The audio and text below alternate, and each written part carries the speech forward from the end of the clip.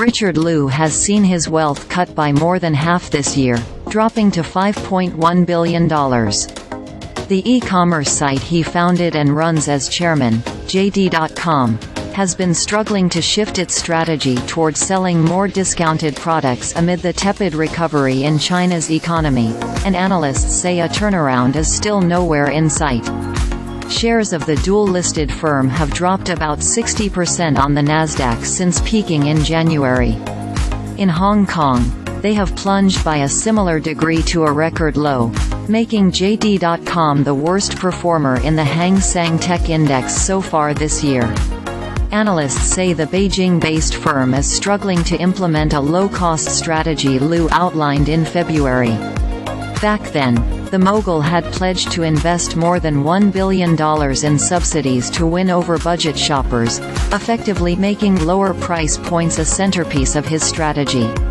While shifting to sell more value-for-money products, such as $1.30 toothpastes and $11 Bluetooth earbuds, as the Chinese economy slows may seem straightforward, the execution hasn't lived up to its billing.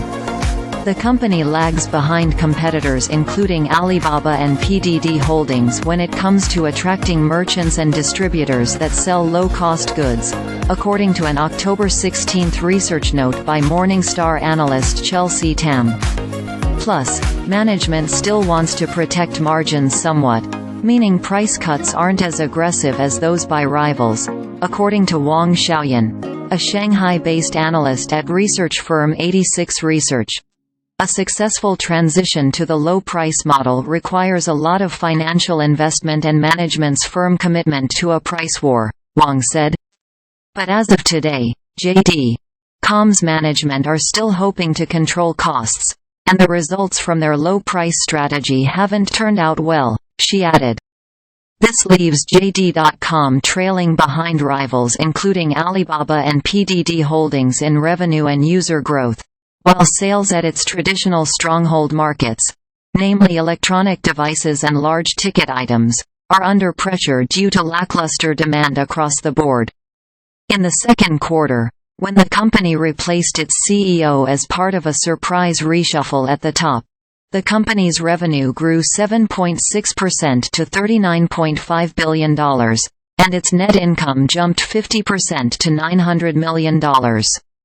The results were better than many expected, although its top-line growth rate fell short of Alibaba's 14% during the April to June period, and PDD's whopping 66%.